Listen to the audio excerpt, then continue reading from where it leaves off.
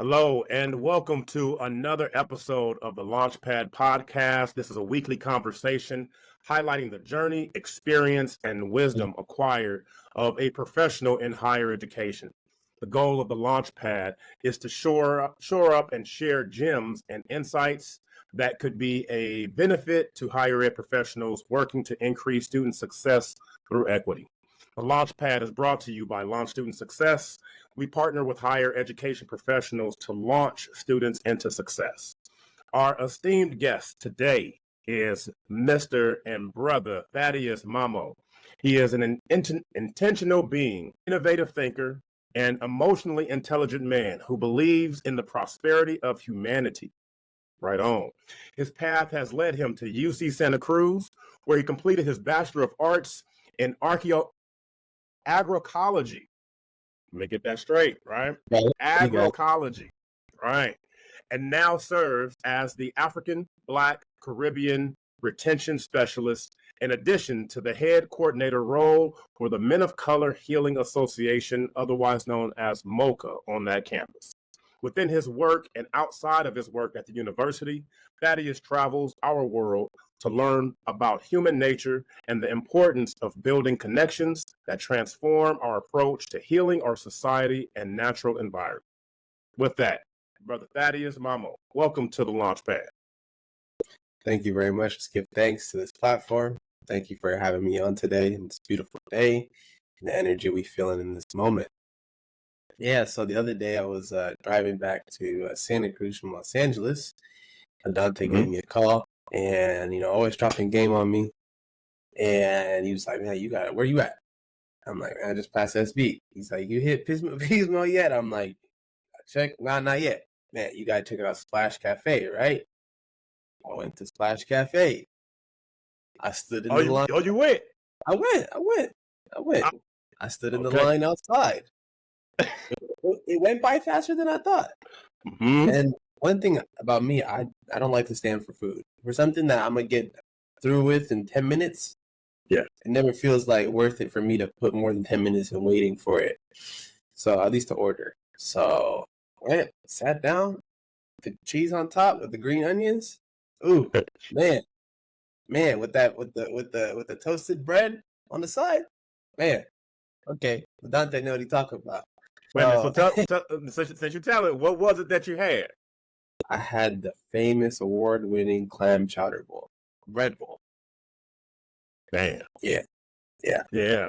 Splash Cafe, the best clam chowder this side of the Mississippi. There's a lot of folks who'll be watching this who, as soon as you say Pismo Beach, they already know Splash Cafe, bro. Yep. So, yeah, I'm in great spirits since. Thank you very much. I went to the beach. I grounded myself. Yeah. And that was what I was saying is that was just a part of the journey. Like I knew I was getting to Santa Cruz. So I was like, you know what? Let me take it easy. Let me really enjoy this journey. Let me see what comes from it. If you tell me to go to Splash, you call me. There's a reason I'm supposed to go there. And so, I went to the beach, grounded myself, took it easy, and now I got memories. And something that was just with, it was solo self-travel, but along the journey, I enjoyed it. So now I'm back in Santa Cruz. Amen, bro. Amen. Hey, brother. Again, man, like I said, anytime I'm passing by Pismo, man, I got to stop at Splash. So those of you watching, you're in California, you going up or down, the 101, shameless plug, Pismo Beach, been stopping at Pismo Beach Splash Cafe since 1998, and it's been an amazing marriage ever since. So right on, bro. I'm glad you got a chance to experience that, man. Share with others. Yes, sir, I will. Yeah, right on. So, man, thank you very much for being on the Launchpad today. So we're going to jump into our questions here, man. Growing up, high school, middle school, high school, what was your impression of going to college? Did you come up in a college-going environment? Did you have folks around you, encouraging you to go to college or not? And tell us a little bit about that. Yeah, so I'm the oldest in my family. I have 2 younger siblings. And my parents immigrated from Ethiopia to the U.S. In the late 80s and early 90s.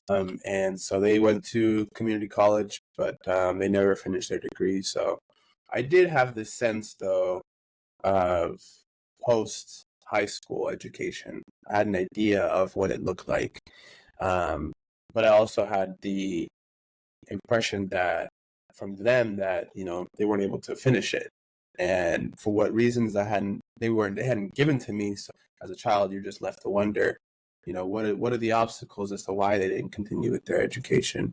And so me being the first generation student to go to college was very difficult, of course, as a lot of other first generation students face, and also being the oldest. So I was really a trailblazer in my family.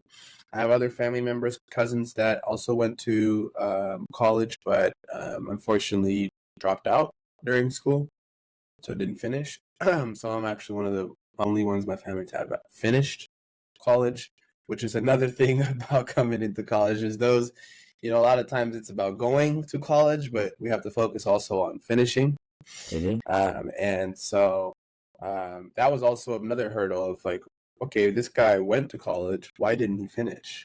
What were those obstacles? And now with the work that I do, specifically advising Black students at UC Santa Cruz, I totally see why certain students don't finish. And a lot of times it's because they don't have support on the student affairs, student services side focused on Black students and their experience.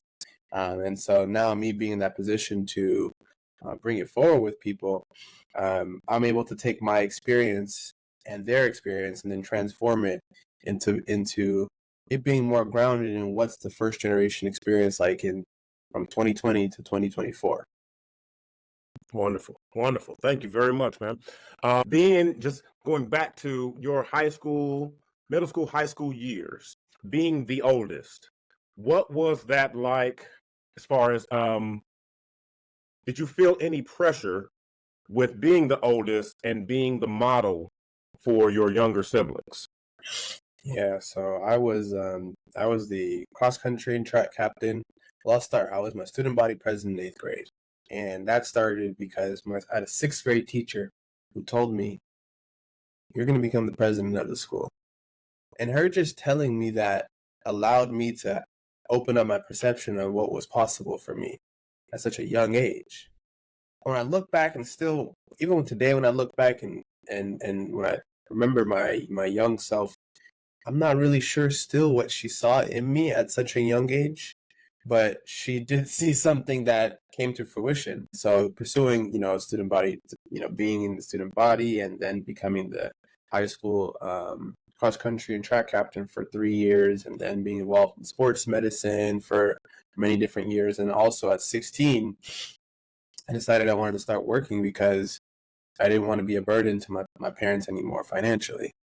I wanted to buy my own shoes without having to ask for money, So all these things I started at pretty young age, from 16 to 18, I had a lot of pressure on me, like you said. And I have these 2 younger brothers and for me, with the way that a family unit works, I really believe it's bigger than just your brothers. So I also got cousins that are looking at me. I got family in Ethiopia that are looking at me. So I got family all around the world that are looking at me for my success because we're first generation in this country. So yes, there was a lot of pressure. There was definitely a lot of pressure, and sometimes that pressure doesn't allow for true expression and vulnerability when failing, when making mistakes. But I'm grateful to definitely be the oldest, and I'm seeing the fruit today. Right on. I appreciate you sharing that, man. I too am the oldest. I have one younger brother, right? And yeah, man, that there can be definitely some unsolicited pressure that we can get from those around us, right, to be that lead. And so I thank you for sharing that. And as you think about moving and having gotten into college, think about your first year experience. Can you share with us? Obviously, we could be here for a whole hour and listing a ton of folks, right? But who would be one person that had a significant impact on your first year experience? And again, they don't necessarily have to be teacher, faculty, staff, like it could be a family member or whatever, but who had an impact in regards to mentoring you or having a significant impact in your first year experience? I would definitely be Mr. Thomas Logwood. Thomas, he gave me a phone call in the summer before coming to Santa Cruz, from the what's now known as MOCA, but formerly known as Black Men's Initiative. He was the coordinator for this program, and called me to let me know and ask me how I was feeling about transitioning, or anything I needed, or just was putting himself out as a resource to an incoming Black student, incoming Black male student who are the most minoritized within UC Santa Cruz. And this was someone who I got into the program with, being a mentee. And, although going through the pandemic and we weren't able to be as connected in person, I managed to maintain that connection and work for the program in the summer a couple years later. But I think just that early contact of someone reaching out to show that I'm here for you, I believe in you, and whatever you need, you can come to me, completely changed the trajectory that I had he not been involved. And then to come fast, to come to today, here I am now working in the role that he was last working in, as he transitioned out of Santa Cruz. And so the evolution itself has been beautiful to watch. I recently ran into him not long ago in Oakland at a comedy show. So we've been able to connect since. Thomas, if you're watching this, I always say to you, I'm very grateful. And it's really those early connections that when people pour into you, I'm hopeful that I'm going to come to a place where I can pour back into that person's career as well. For sure. I would say this, brother, that you are already doing it, right? And so definitely, just me knowing some of the work that you're doing and just where you are, I appreciate you sharing about that conversation, because I too remember my senior year, the call I got from at UCSB, it was called the Advocacy Program, and where they were calling high school seniors who've been accepted. I remember that call and going into the laundry room to talk with, somebody from UCSB called me, right? So that's huge, right? Yeah, solid. Thank you for sharing that, right? And you said it's Thomas Longwood? Longwood, LOGWOOD. Yeah. Okay. I'll get you in contact. Right. Yeah, for sure.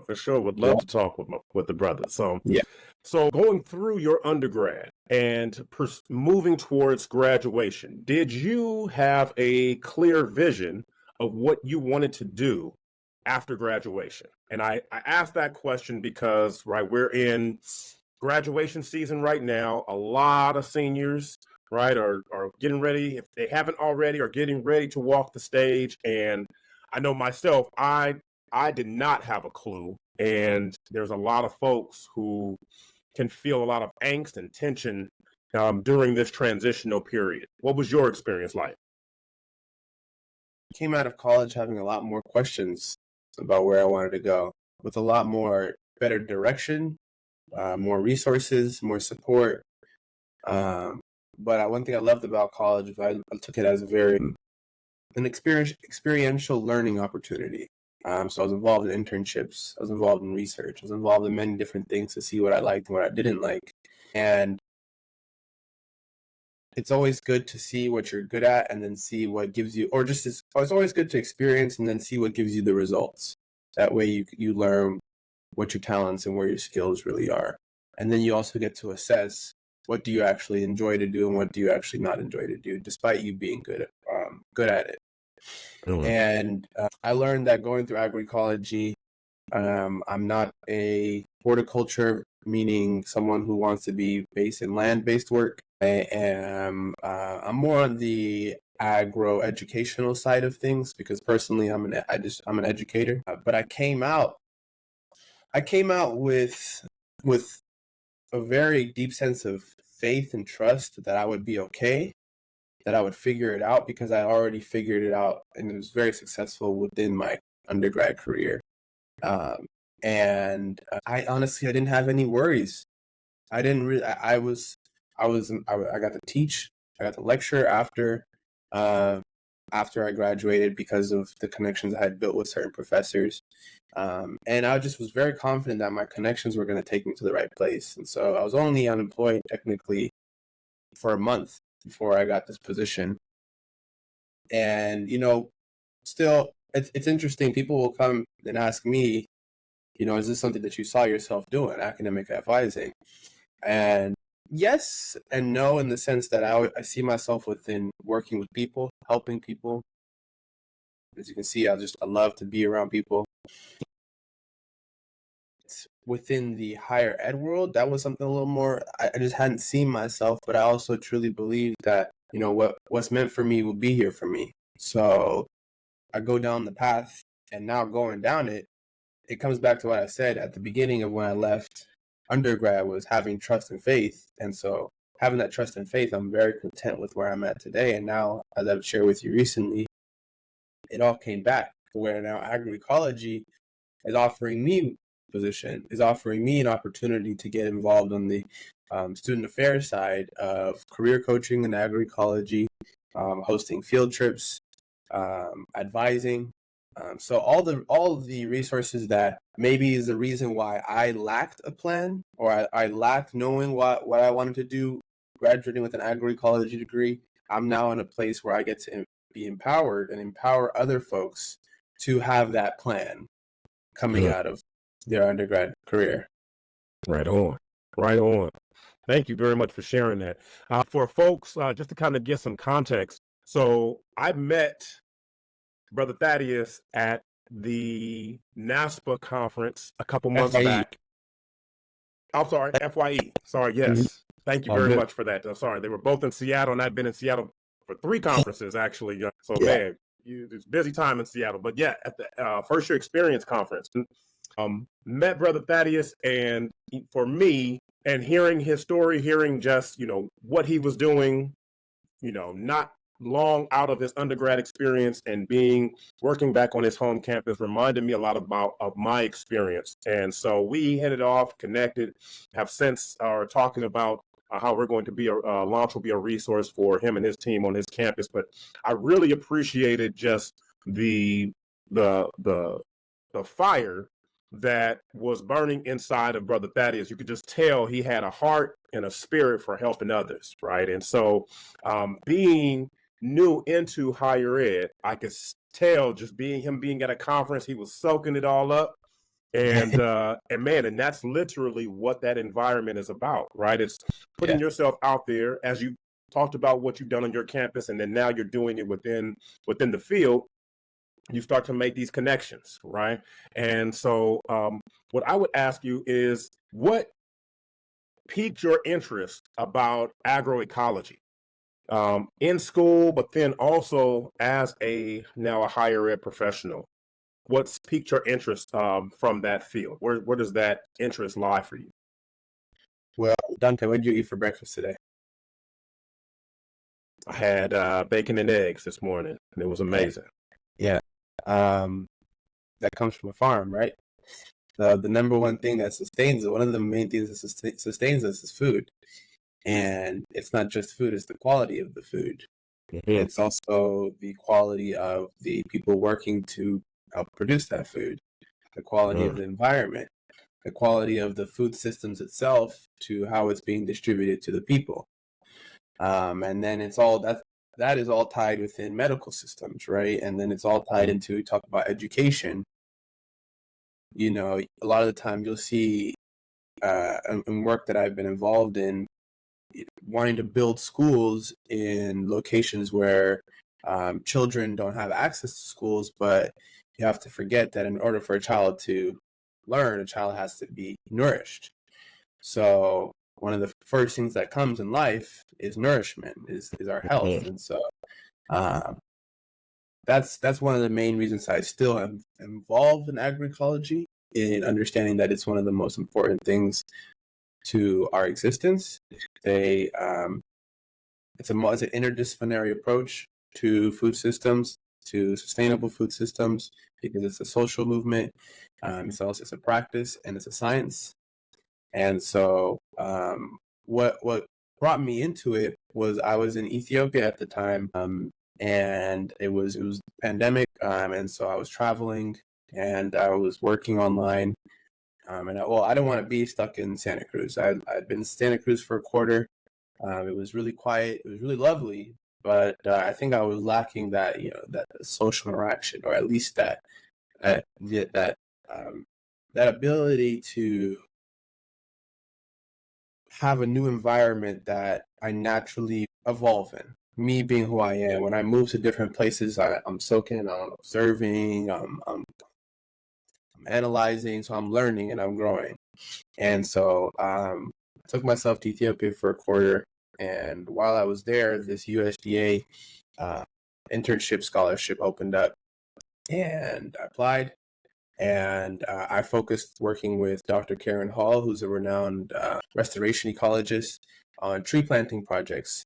And Dr. Karen Hall's work is within Costa Rica, but since it was the pandemic and we weren't able to actually be in person with the professors, we were given the opportunity to choose where we want to do our project.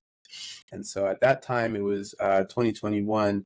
And so 2 years before that, I think it was 2021. Yeah, correct. 2 years before that, Ethiopia had broken the world record for the most trees planted in 24 hours at 353 million tree seedlings planted to kick off their Green Legacy campaign, which had a target of planting 25 billion trees within 4 years to regreen Ethiopia. And so, this being a country of my heritage and something that is an initiative for the country, but also for the world, I wanted to get involved in it. And so going along that research path that took me into my senior thesis and allowed me to travel to the country twice for field research funded by the university on my own independent research project. What I learned was that I love the environment. I love this earth. Two, I love to work with the people who are involved in taking care of this of our earth. And also, how far I choose to apply myself is how far I'll go. So, with that whole project, I was able to go twice, and that was after the internship was over because I wasn't satisfied with my results. So, me advocating for myself, because it was something bigger than me, because I was aware that my work is going to help and is going to affect the people back in Ethiopia. It's going to affect people here. It's going to affect our global community. I continue to just pursue it. And then here now back in UC Santa Cruz, now I've been just a trailblazer for students to see like, oh, wow, I'm a Black student. I can get this much money from the university. I can do generally what I would like to do within this university if that's my focus, and I can turn this into something that will evolve into post-grad. Those are the things that piqued my interest, really were the fact that I was there, but also that my family comes from it. And that's funny because when I told my family that I wanted to switch into agroecology, my father first told me, he said, it was a long pause. My dad's that kind of talker. He looked at me and he said, so you want to become a farmer? And I'm like, and he's like, wait, you're telling me I left that life and you want to go back to that life? The dichotomy of the immigrant, but me also realizing in this country how important the farmer is, and them, for whatever reasons, maybe overlooking the importance of farmers and how much knowledge we take from that. And I'll always give thanks and praise to my grandmother, who's a self-taught farmer, who's a self-taught entrepreneur, didn't have any education, raised 7 children, and very just successful Renaissance woman back in Ethiopia. And I think that's partly where I get that self-motivation from, but also that drive to want to get into agroecology. And it's really the future, LaDonte. It really is. When I say it's the future, because it's been the past,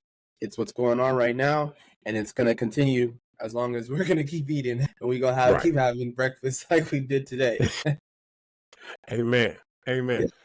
Just because you mentioned her, what is your father's name and your grandmother's name? Because you mentioned both of them. Yeah, my dad's name is Thaddaeus Mammo, and my grandmother's name is Askala Desta. Rest in peace to her. Rest base, for sure. Yes. Yeah, for sure. Thank you for sharing them with us, man. Right on. As a new professional into higher ed, this last question here that we've discussed. What insights, wisdom would you share with leaders, faculty, and staff within higher ed from the perspective of, a new graduate from undergrad, but also a new higher ed professional? Yeah, we need to connect. When I say we, I think I'm talking from the student side. It's that this new generation, we're really emotionally connected with ourselves, and emotions matter to us very heavily. And we're willing to experience and discuss the full range of emotions. And that translates into how we connect with the people that want to help us. And I've been, in my experience, seeing how I really take a holistic approach to interacting with students. And mentorship is bigger than having one-on-one meetings on a laptop and taking notes. It's about being fully transparent about how you got to where you are. It's about taking them in as a part of your family.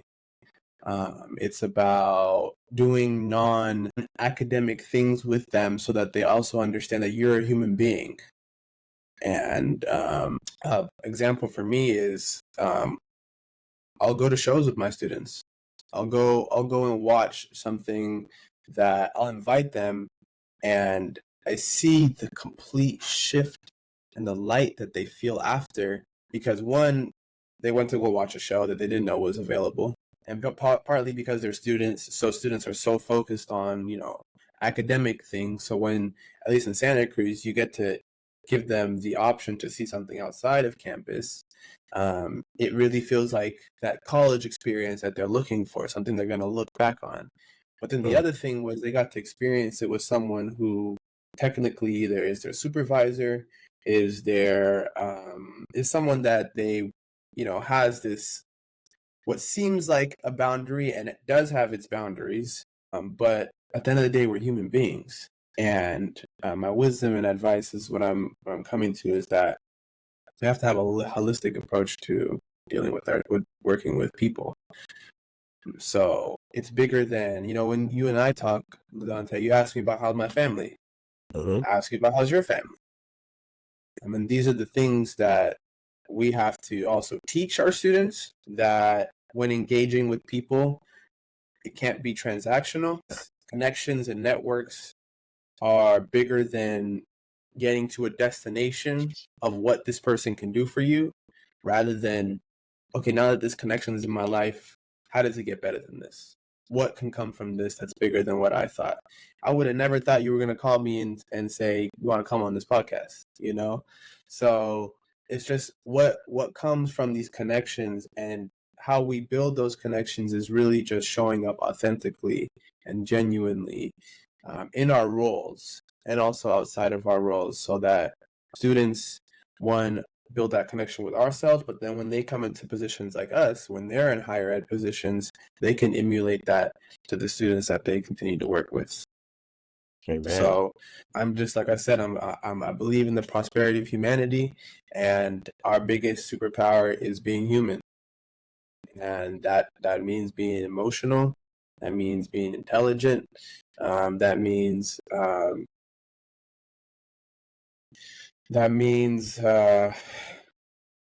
being honest. That means being transparent, and the list can go on and on. But the main thing about it is really tuning into, at least for me, when I work where my heart tells me to. So I'm here doing and following work that my heart's involved in. Yeah. So that way I show up with my heart. And I truly believe that if you're going to be in higher ed, because it's such an impactful space for people, make sure your heart's in it.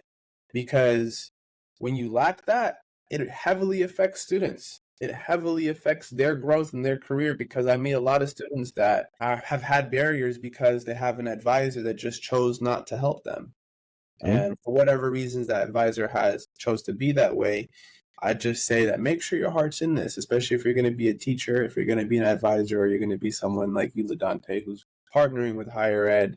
Because when your passion, your heart, and your mind are aligned with what you're doing, your impact is bigger than what you're able to perceive. Amen. Amen. Yeah. Mic drop. Brother Thaddeus Mammo. Brother, thank you for joining us on the launch pad today, man. Yes, Much sir. respect. Keep doing the Yes, great sir. work and touching lives, brother. Much love and respect to you and this platform. May it all continue and grow. Amen. All right. We'll see y'all on the next episode. Take care. Yes.